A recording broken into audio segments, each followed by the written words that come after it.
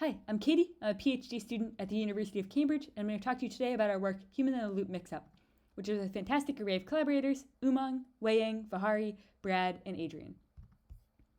Now, a driving motivator of this work was thinking about the tremendous advances that training on synthetic data has unlocked in machine learning.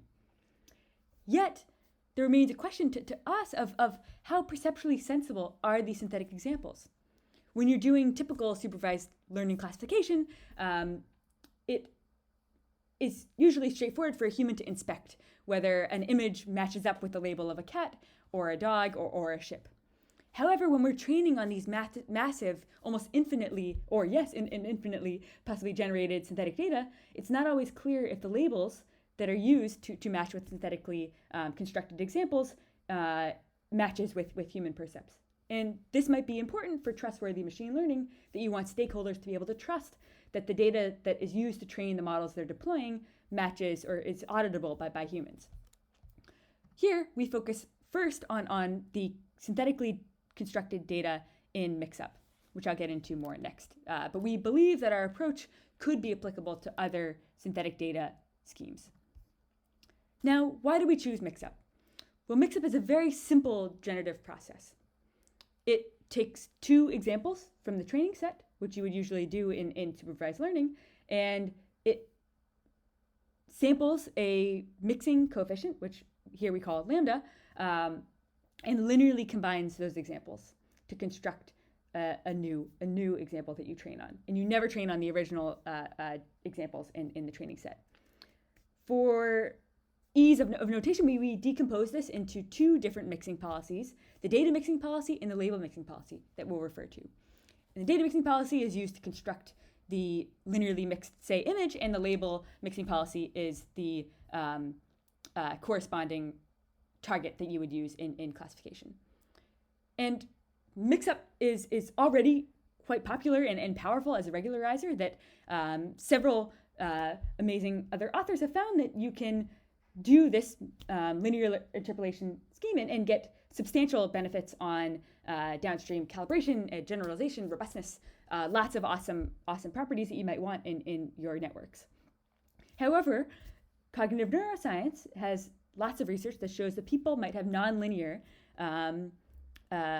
categorical boundaries in the way that they view mixes of shapes or objects or animals, and we believe that suggests that perhaps this linear mixing of where you have the same mixing coefficient and used in the data and label mixing policies, which is usually what's used in Mixup, lambda f and lambda g would be set to be the same, that perhaps there's an alternative labeling scheme that we could use that can lead to better performance or even just simply more human understandable labels. Now, to make this a bit more concrete, I want to go through an example of showing how Mixup examples are constructed. Now let's take the setting of CFAR. Usually in CFAR you would train on, say, just this image of a bird and just this image of a truck, and you would try to get good laws on each of those images separately.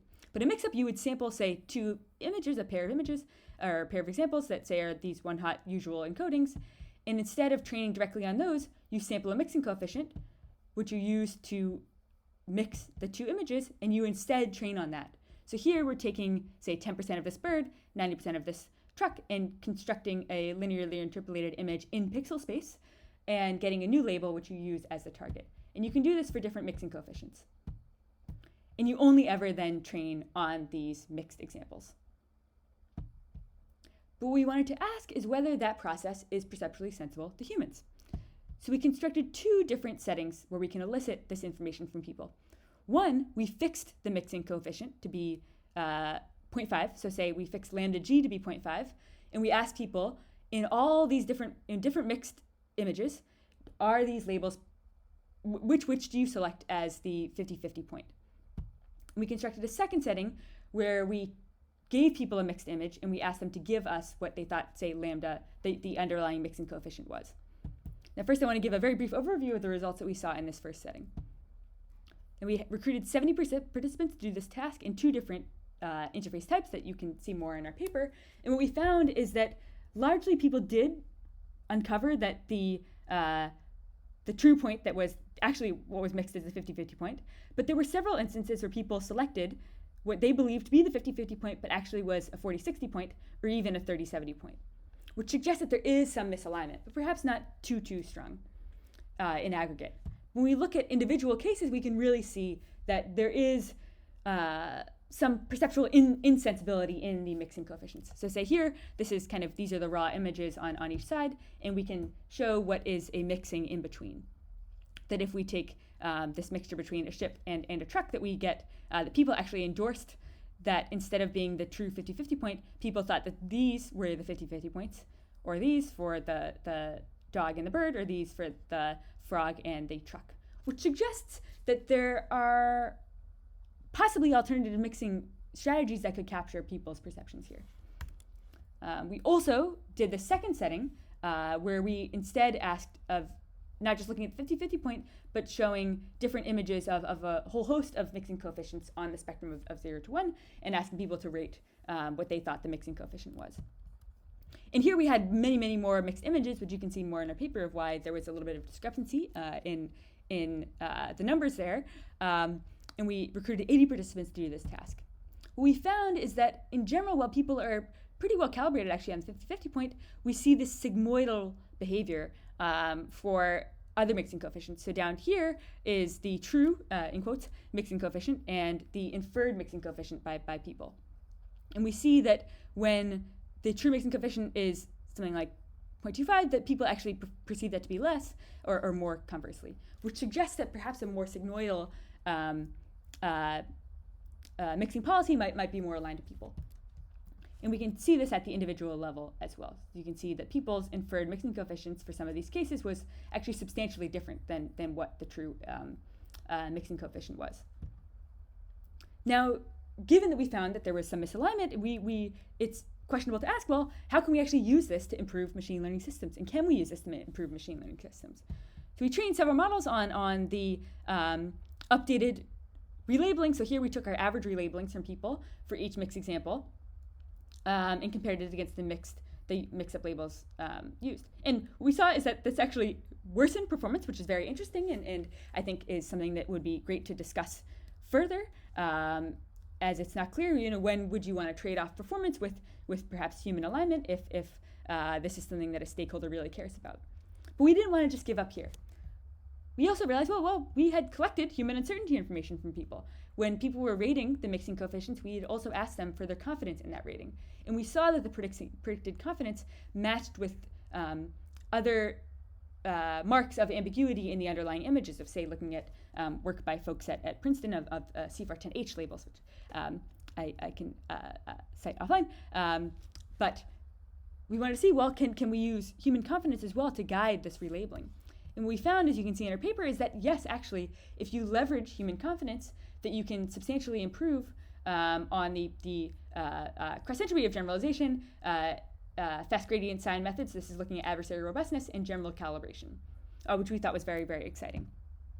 And we also wanted to ask, well, not just using the direct relabelings, but can we have some more scalable relabeling scheme?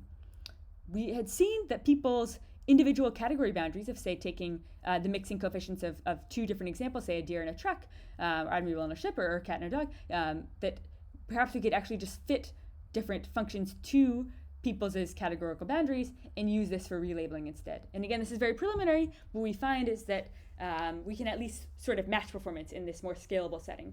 But we think that this work suggests that there are alternative mixing schemes that might be more aligned with people and could offer benefits. Now, the takeaways here is that the synthetic examples generated in Mixup likely do differ in core ways compared to people's perceptions, in that while it's not quite clear whether relabeling with humans' perceptual judgments is effective or even scalable, that if you account for human confidence, we do have the potential to substantially improve performance. But we think that this is an area that's ripe for further investigation. Additionally, it's worth considering further expansion of the data that we've collected in the different elicitation paradigms, as well as looking at other ways to have more human-aligned mixing policies and looking at these questions in other synthetic data generating schemes beyond just Mixup. For more details, please check out our paper and our poster, and thanks for organizing this workshop.